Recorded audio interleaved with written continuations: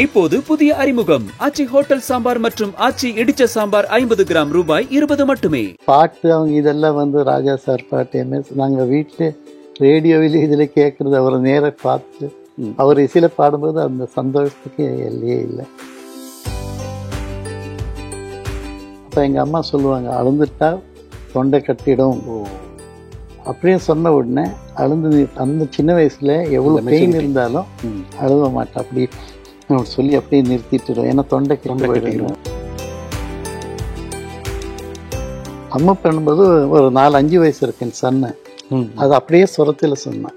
எல்லா டேஸா அது என்னமோ சுரம் வருது இல்லை, அது கரெக்டாக சொல்லிட்டேன். ஓகே ஓகே சொன்னேன். அப்போ என் சிஸ்டருக்கு பயங்கர ஆச்சரியம் சந்தோஷம். அவன் வந்து அப்படியே கட்டுப்பிடிச்சு அப்படி லாஸ்ட் வரைக்கும் நாங்கள் அதை நினைக்கல இப்படி ஆகும்னு நான் நினைக்கிறேன். அதை நினைச்சு அதை நான் இப்போ நினைக்கவே முடியல. நாங்கள் அதை இப்போ அதை பற்றி நாங்கள் நினைச்சாலே அது வந்து ரொம்ப கஷ்டமாயிடும்.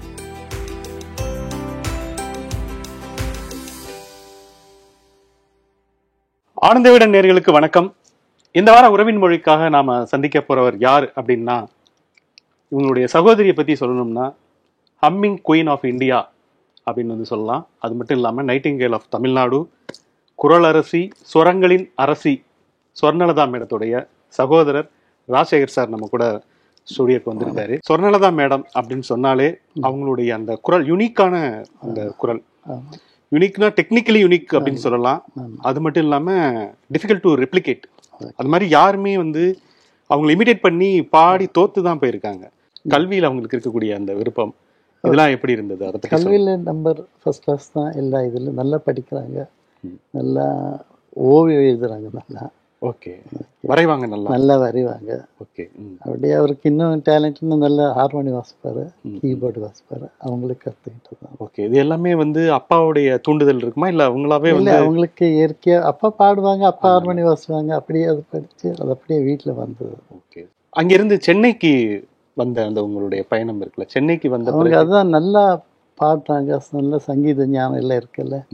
அப்போ இவர் வந்து சினிமாவில் பாட வைக்கணும் சொல்லி அப்போ வந்து நம்ம சென்னையில் தான் ஸ்டுடியோ சினிமாவில் இருக்கு.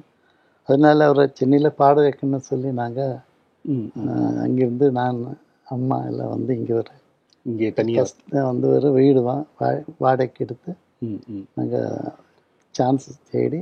ஓகே, நீங்களா ஒவ்வொரு இசையமைப்பாளர்களா எல்லாம் நிறைய இசையமைப்பாளர் பார்த்தோம். வந்த உடனே அப்படியெல்லாம் சான்ஸ் கிடைக்கல. எந்த படத்தில் பாடிருக்கீங்க எப்படி, அதுதான் ஃபர்ஸ்ட் கேட்பாங்க. இல்லை நாங்கள் புதுசாக வந்தோன்னா பார்க்கணும். ஏன்னா ஃபர்ஸ்ட் இதான பேர் வந்தவங்களுக்கு தான் ஜாஸ்தி இது பண்ணுவாங்க. நீ புதுசாக வரும்போது நீ எந்த படத்தில் பாடிருக்கீங்க, அது ரொம்ப கஷ்டப்பட்டு.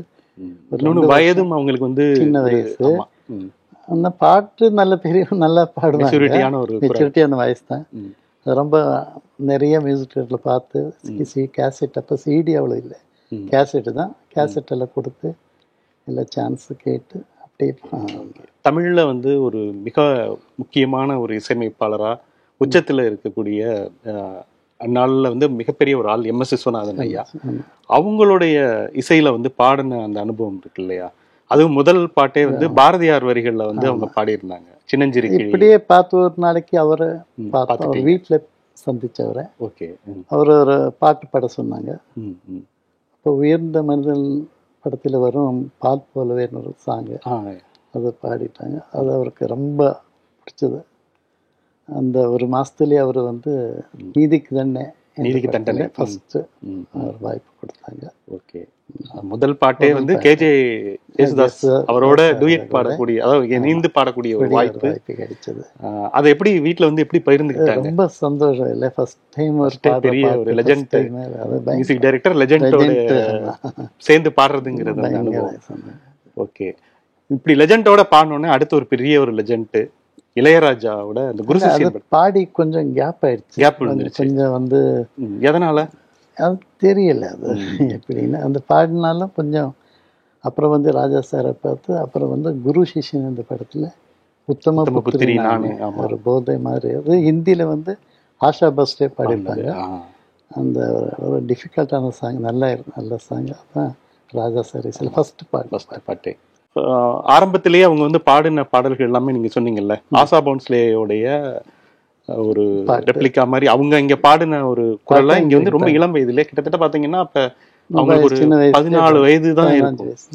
ஸோ எப்படி அவங்க பெரிய பெரிய லெஜெண்டுகள்லாம் வந்து நேருக்கு நேரம் சந்திக்கிறது அந்த மொமெண்ட்லலாம் வந்து என்ன ஃபீல் பண்ணுவாங்க, வீட்டில் எப்படி வந்து அதை சொல்லுவாங்க, இன்னைக்கு இப்படி ரெக்கார்டிங் பண்ணிட்டு வந்தேன்? இல்லை, அவங்க பாட்டு அவங்க இதெல்லாம் வந்து ராஜா சார் பாட்டு எம்எஸ் நாங்கள் வீட்டில் ரேடியோவில் இதில் கேட்குறது அவரை நேராக பார்த்து அவர் இசையில் பாடும்போது அந்த சந்தோஷத்துக்கு எல்லையே இல்லை. அது பயங்கரமான ஒரு சந்தோஷம். நாங்கள்லாம் கனவா மாதிரி இருந்தவங்க, நம்ம பார்க்குறோமா அவங்ககிட்ட அவங்க இசையிலே பாடும்போது மிக சந்தோஷம். நீங்க வந்து ஒரு சகோதரரா நிறைய இடங்களுக்கு ஸ்டுடியோக்களுக்கு கூட்டு போயிருப்பீங்க, ஏன்னா தந்தை இல்லாத அந்த ஒரு குறையை வந்து நிவர்த்தி செய்யறதுக்காக. அப்படி போகையில நிறைய புறக்கணிப்புகள், அவமானங்கள் அல்லது வந்து நிராகரிப்புகள்லாம் இருக்கு. அதுல ஏதாவது உங்களுக்கு வந்து ரொம்ப இல்லை, ஏதாவது குறிப்பிட்டு சொல்ல கூப்பிட்டேன்னு சொல்லுவாங்க, கூப்பிட மாட்டாங்க.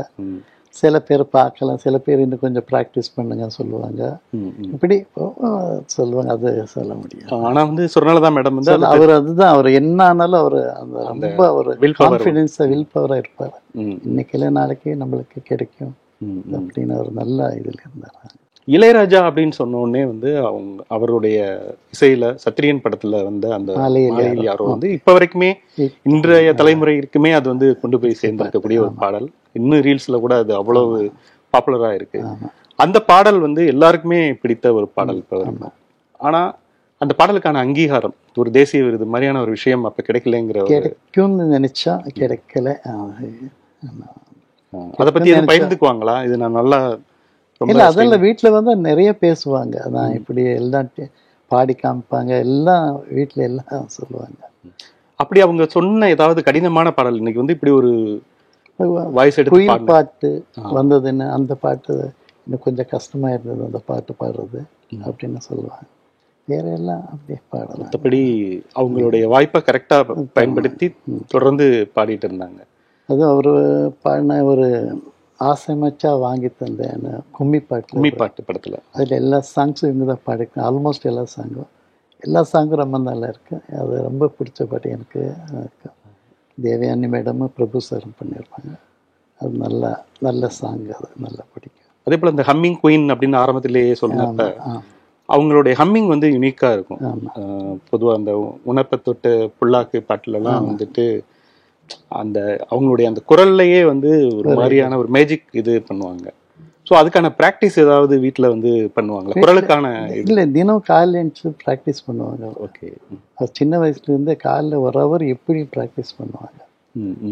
அது அது ரொம்ப இது இல்லை, எனக்கு சாப்பாட்டில் காரம் இருக்கக்கூடாது, ஐஸ் அந்த மாதிரி ஐஸ் சாப்பிட மாட்டாங்க, அவ்வளோ ஐஸ் சாப்பிடவே மாட்டாங்க. ரொம்ப இனிப்பு அந்த மாதிரி எல்லாம் அந்த தொண்டைக்கு எண்ணெய் பண்ண அதெல்லாம் அவ்வளோ அவாய்ட் பண்ணுவாங்க. ஏன்னா குரல்னா அவங்களுக்கு அவ்வளோ பாட்டு குரல்.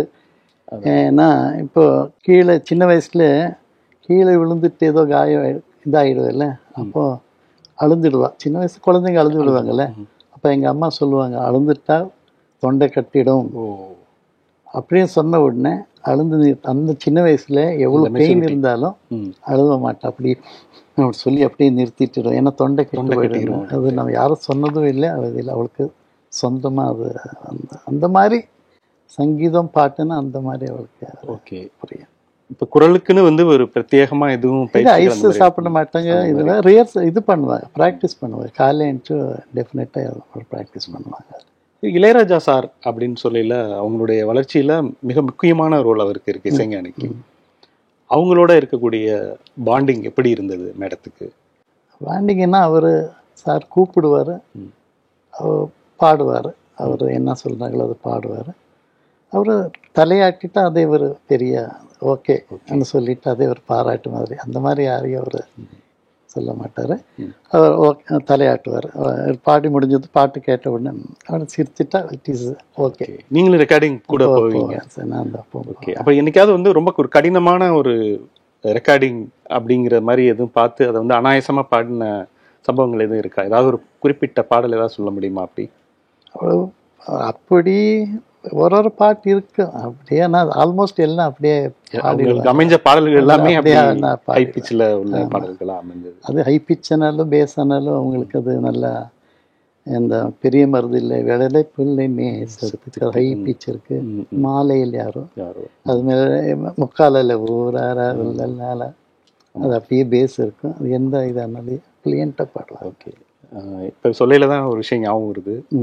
ரஹ்மான் எப்பவுமே பேட்டிகளில் அவர்கிட்ட ஒரு கேள்வி முன்வைக்கப்படும், உங்களுக்கு பிடித்த பாடகி யார் அப்படிங்கிறதுல அவர் தயக்கமே இல்லாமல் முதல்ல சொர்ணலதா மேடத்துடைய குரலை தான் சொல்லுவார். அதுக்கப்புறம் தான் ஆஷா போன்ஸ்லே அப்படின்லாம் சொல்லுவார். ஸோ சொர்ணலதா மேடம் மேலே அவருக்கு இருந்த அந்த பிரியம், அதே போல் ரொம்ப வெர்சடைலான பாடல்கள், இப்போ நீங்கள் சொன்னீங்க முகாப்லா போன்ற பாடல்களாகட்டும், சிலம்பெட்டி போன்ற பாடல்களாகட்டும், ரொம்ப யுனிக்கான பாடல்கள்லாம் வந்து கொடுத்துருந்தாரு. ஸோ ஆரம்ப கட்டம் அவருமே வந்து ஆரம்பத்தில் ரொம்ப ஸ்ட்ரகிள் பண்ணி வந்த ஒரு இசையமைப்பாளர். ஸோ அவரோட மேடம் அவங்க வந்து பாடின அந்த அனுபவங்கள், அதில் ஏதாவது முக்கியமான அவங்க இசையில் நிறைய ஹிட் பாடியிருக்கிறாங்க. இந்த மாயா மச்சிந்தா, அப்புறம் வந்து முக்காலா முகாப்லா, அப்புறம் வந்து போராளை பிறந்து தாய், அது வந்து நேஷனல் அவார்டு கிடைத்த பாடல், நிறைய பாட்டு பாடியிருக்காங்க. அவரை ரொம்ப அப்ரிஷியேட் பண்ணுவோம். நல்லா இருக்கு. அந்த தேசிய விருது கிடைத்த அந்த தருணத்தை எப்படி எதிர்கொண்டாங்க? தேசியத்திலிருந்து வந்தது அது அளவற்ற இது சந்தோஷம். ஏன்னா நாங்கள் ஒரு பாட்டு பாடணும் சினிமாவுக்கு கூட்டிகிட்டு வந்தது, அவர் வந்து நேஷ்னல் லெவலில் ஒரு அவார்டு வாங்கும்போது அந்த சந்தோஷத்துக்கு எல்லையே இல்லை. அவ்வளோ சந்தோஷம், அவ்வளோ ஹாப்பியாக. ஓகே, அதை எப்படி அவங்க பிரதிபலிப்பாங்க? ரொம்ப சந்தோஷமாச்சு. பாடும்போது நீங்கள் நினைக்கல இப்படி நேஷ்னல் அவார்டு வரும்னு நினைக்கல. அது ரொம்ப ரொம்ப சந்தோஷமான. ரஹ்மான் அது வந்து பாட வைக்கையிலேயே எதுவும் திட்டமிடல் இருந்துச்சு? யாருக்கும் தெரியும், அவருக்கே அது தெரியல. அவர் என்ன சொல்லுவார் சார் எப்பவுமே? ஏஆர் ரஹ்மான் வந்து இல்லை, அவர் வந்து நல்லா இருக்கு, பாராட்டு நல்லா இருக்கு, அது அப்படி இப்படி பாடலாமா அப்படி பாடலாமா சொல்லுவார். அது ஒரு தேசிய விருது அப்படிங்கிறது ஒரு மிகப்பெரிய ஒரு அங்கீகாரம். இதை வந்து அம்மா நீங்க எல்லாம் வந்து எப்படி பார்த்தீங்க? ஏதாவது ரொம்ப அதுதான் சொல்ல, அது வார்த்தையே கிடையாது. அவ்வளோ சந்தோஷம். நாங்கள் ஒரு சினிமாவில் ஒரு பாட்டு பாடணும்னு வந்தவங்களுக்கு ஒரு நேஷனல் அவார்டு வரும், ரொம்ப ரொம்ப சந்தோஷமான மேட்ரு. ஓகே, கடவுள் நம்பிக்கை இந்த மாதிரியான விஷயங்கள் அவருக்கு இருக்கு, நிறைய இருக்கு. கொஞ்சம் இல்லை, நிறைய மூகாம்பிகா, அந்த முருகன், அதெல்லாம் எப்போ ஒரு முருகன் இதை போட்டிருப்பார் அவர். அதே மாதிரி மூகாம்பிக்கை ஒரு பாட்டு போடும்போதும் அந்த கடவுளை கும்பிட்டு தான் பாடுவார். ஓகே, அது முடிஞ்ச பிறகு அந்த பிரார்த்தனை பண்ணுவார். இந்த மாதிரி சென்டிமெண்ட்ஸ் நிறைய இருக்கு. ஐ மீன் தெய்வ பக்தி சென்டிமெண்ட் அப்படி கிடையாது, ரிச்சுவலான விஷயங்கள் அப்படி இல்லை. அவர் தெய்வ நல்ல கடவுள் பக்தி உள்ளவர், எப்பவும் கடவுள் அந்த மாதிரி ஒரு இது இருக்கு. ஓகே, இதெல்லாம் கிடையாது. எப்பவும் ஒரு பாட்டு பாட போகிற முன்னையும் முடிஞ்சும் அந்த அந்த இது வந்து ப்ரே பண்ண பாடல்கள் பாடிட்டு இப்போ குடும்பத்துக்கான நேரம் அப்படிங்கிறது இப்போ உங்க கூட ரொம்ப கம்மி தான். ஏன்னா தினம் நிறைய ரெக்கார்டிங்ஸ் இருக்கும், ரொம்ப ரொம்ப கம்மி தான். ஆனாலும் இருக்கிற டைமில் வந்து நம்மளோட நல்லா இருப்பாங்க. ஓகே, எதுவும் டிப்ஸ் சொல்லுவாங்களா? இப்போ உங்களுடைய மகள் வந்து எனக்கு என் டாக்டர் ஒரு சன்னு படகியா இருக்காங்க. என் டாக்டர் ரீமா, அவர் சினிமாவில் பாடிட்டு இருக்காங்க. அவளை அவர் சி சத்யா ஒரு இசையில் செங்காந்தலைன்னு ஒரு சாங்கு. ஓகே ஓகே, அபவுட் 30 மில்லியனுக்கு மேலே பார்த்துருக்குறாங்க. 30 மில்லியன் வியூவர்ஸ். நல்ல சாங்கு, நல்ல படம். ஓகே, எல்லாம் சொல்லுவாங்க அத்தை குரல் இருக்குன்னு சொல்லுவாங்க. எல்லாம் சொல்றதுல நம்ம கேட்கும்போது தெரியுது அதே மாதிரி இருக்கு. ஆனால் அந்த மாதிரி வாய்ப்பு வரல. அந்த ஒரு அத்தையோடைய அந்த இதுக்கு அத்தை எதுவும் சின்ன வயசுல டிப்ஸ் எதுவும் சொல்லுவாங்களா? அத்தைக்கு ரொம்ப சந்தோஷம், இவர் பாடுறது கேட்டுட்டு ரொம்ப சந்தோஷம். என் சன்னும் அதே மாதிரி பாடுவான். அவனுக்கு இசை நல்ல ஞானம் இருக்கு. அவன் ரெண்டு பேரும் இன்ஜினியர்ஸு. ஓகே ஓகே, ஒருத்தர் பிடெக், டாக்டர் வந்து பிடெக் எம்பிஏ, சன் வந்து பிஇ எம்பிஏ, ரெண்டு பேரும் இன்ஜினியர்ஸு. ஓகே, சின்ன வயசில் அவர் ரெக்கார்டிங் கிளம்பும்போது இதும்போது சொன்னதான் இந்த தலை வரும்போது ஏதோ ஒரு பழைய பாட்டு ஹம் பண்ணிட்டு இருப்பாங்க, ஏதோ ஒரு சாங்கு. அது ஒரு ஹேபிட். இப்படி ஏதோ ஒரு பழைய சாங்கு ரேடியோவில் வர, அப்போ ரேடியோ தான் ஜாஸ்தி வைப்பாங்க. அந்த சாங் கேட்டு அம்மு பண்ணுவாங்க. அம்மு பண்ணும்போது ஒரு 4-5 வயசு இருக்கு என் சன்னு. அது அப்படியே சுரத்தில் சொன்னேன். ஓ, இவர் பாடுற ஒரு எக்ஸாம்பிள், உன்னைத்தான் நான் அறிவி, இந்த மாதிரி லல்லீல எல்ல சா அது என்னமோ சுரம் வருது இல்லை, அது கரெக்டாக சொல்லிட்டேன். ஓகே ஓகே சொன்னேன். அப்போ என் சிஸ்டருக்கு பயங்கர ஆச்சரியம், சந்தோஷம். அவன் வந்து அப்படியே கட்டிப்பிடிச்சு, என்ன இப்படி அது எப்படி வந்ததுன்னு அவனுக்கு யாருக்கும் தெரியல, அது எப்படி வந்ததுன்னு. ஸ்டில் அவன் எந்த பாட்டானாலும் கூட சுரம் சொல்லுவான். அதே மாதிரி ட்ரினிட்டி லண்டன் கீபோர்டில் ரேங்க்கு. பிஇ இன்ஜினியரிங்கில் ஸ்டேட் இது கோல்டு மெடலிஸ்ட்டு.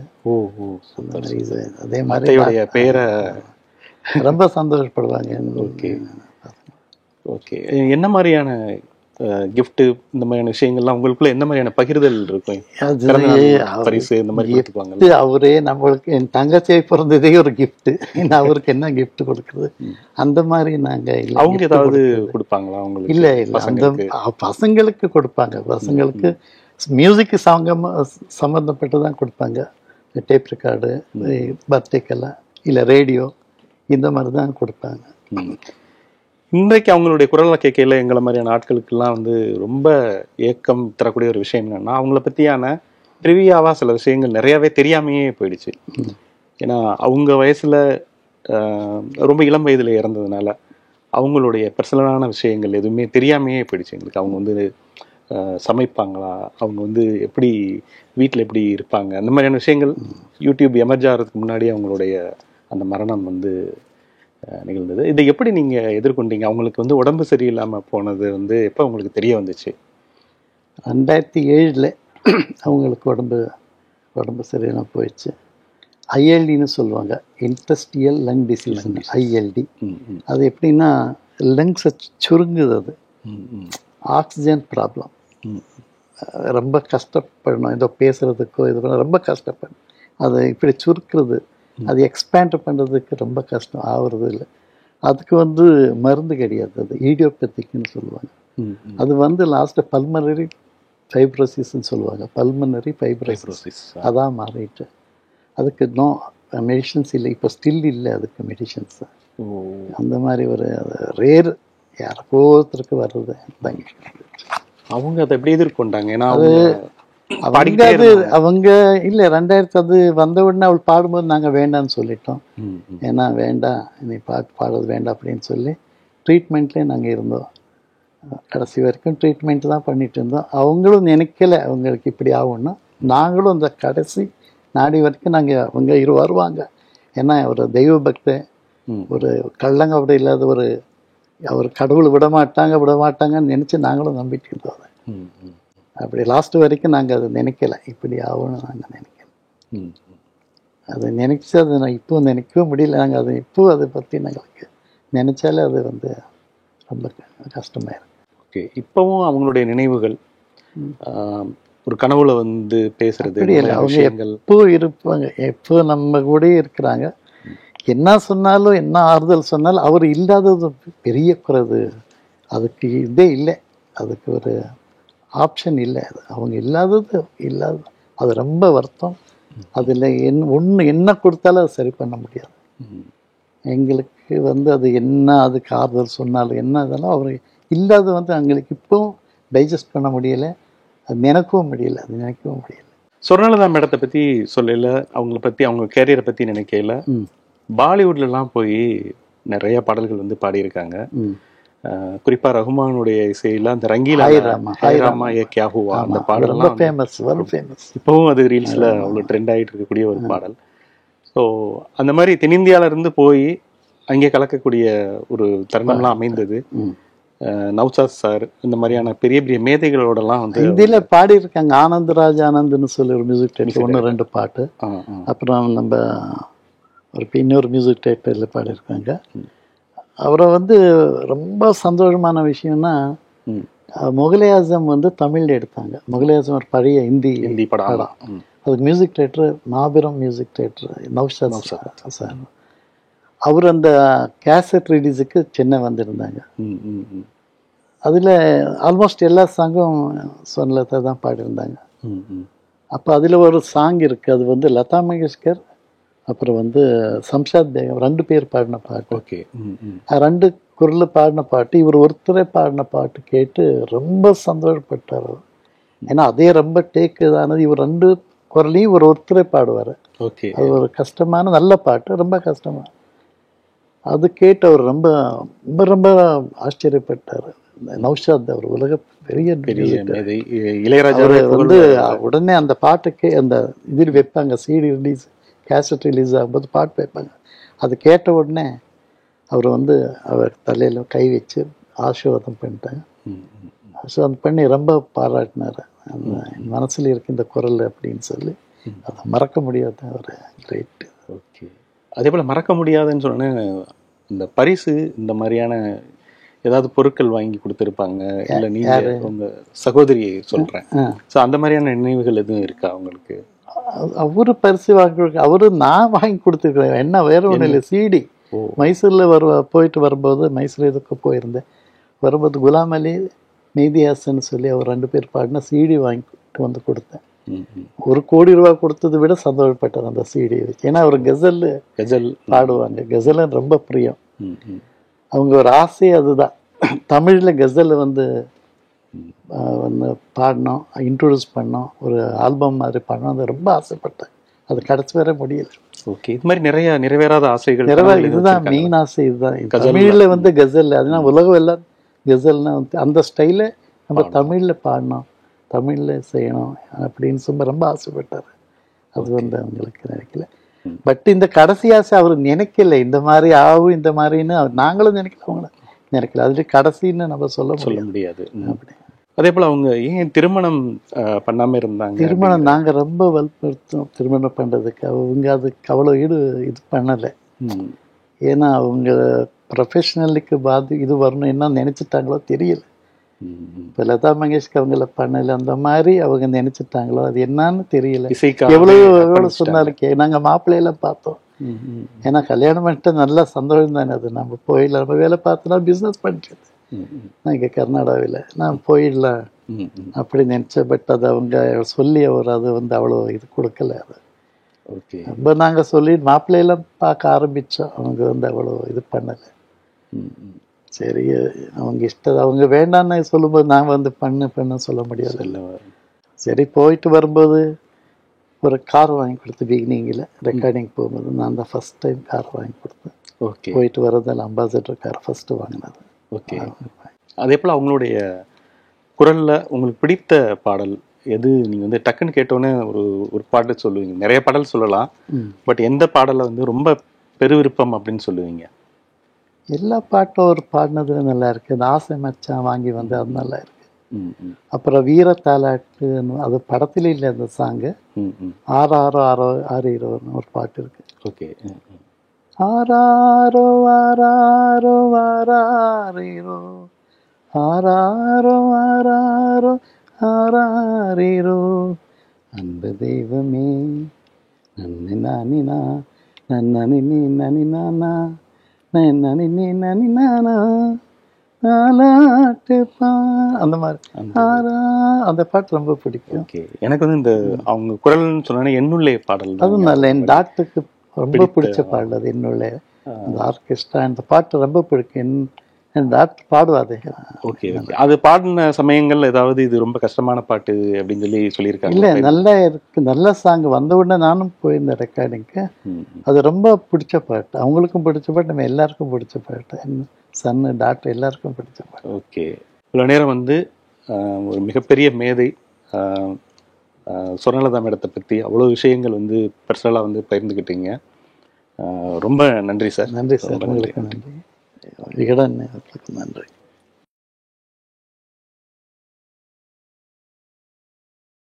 இப்போது புதிய அறிமுகம் ஆச்சி ஹோட்டல் சாம்பார் மற்றும் ஆச்சி இடிச்ச சாம்பார் 50 கிராம் ரூபாய் 20 மட்டுமே.